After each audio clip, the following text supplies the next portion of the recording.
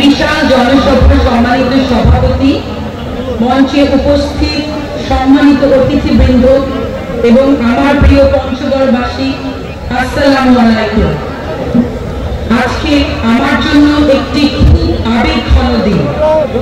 পঞ্চগড়ের এই সুগরিল মাঠে আমার বাবা, আপনাদের সন্তান শফিউল আলম প্রধানের নামাজে জানাজা অনুষ্ঠিত হয়। শফিউল আলম প্রধানের মৃত্যুর পর যে রাজনৈতিক দলের নেতৃবৃন্দ, যে রাজনৈতিক দলটি আমাদের সুখে দুঃখে পাশে ছিল সবসময়, তার নাম বাংলাদেশ জামায়াতে ইসলামী। আমি দৃঢ়ভাবে বিশ্বাস, পঞ্চগড়ের মানুষের সুখে দুঃখে সবসময় পাশে থাকবে বাংলাদেশ জামায়াতে ইসলামী। আমি আমার অন্তঃস্থল থেকে ধন্যবাদ দিতে চাই আমার অত্যন্ত শ্রদ্ধাভাজন চাচা ডক্টর শফিকুর রহমান, ডক্টর হালিম চাচা এবং অন্যান্য যত অতিথি এসেছেন, আপনারা আমাদের পঞ্চগড়ে এসেছেন, আমি ধন্যবাদ জানাতে চাই।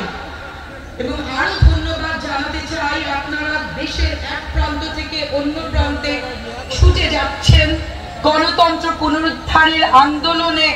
16 বছর যেভাবে ছিলেন এখন আরো উজ্জীবিত করছেন।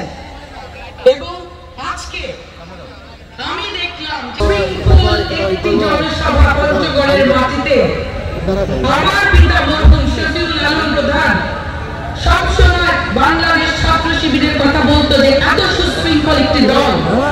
আমি মনে করি প্রতিটি রাজনৈতিক দলের এই সুশৃঙ্খল এই জামায়াতে ইসলামীর দর্শন ধারণ করা উচিত।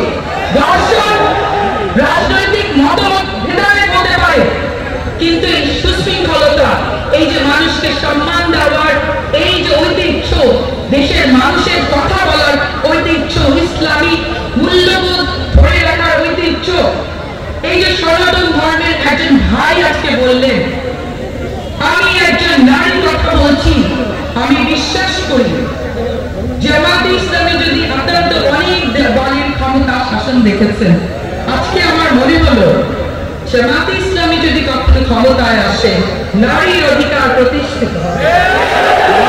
আমার মনে হলো জামায়াতে ইসলামী যদি ক্ষমতায় আসে তাহলে সনাতন ধর্ম সব ভাইয়ের অধিকার প্রতিষ্ঠিত হবে। আমি বিশ্বাস করি জামায়াতে ইসলামী ক্ষমতায় আসলে কোরআনের শাসন প্রতিষ্ঠিত হবে। আমি আজকে আর কথা বলবো না, আমি ডক্টর শফিকুর রহমান চাচা, হালিম চাচা, অন্যান্য চাচাদের কথা শুনবো এবং একটা কথা শুধু বলে যায় যে এই আন্দোলনে, ফ্যাসিবাদ বিরোধী আন্দোলন, এই সংগ্রামে জাতীয় গণতান্ত্রিক পার্টি জাগপা শফিউল আলম প্রধানের পুত্র কন্যা সবসময় আপনাদের পাশে থাকবে। বিজয়ের পথে যাত্রা শুরু, জীবন অথবা মৃত্যু। আসসালামু আলাইকুম।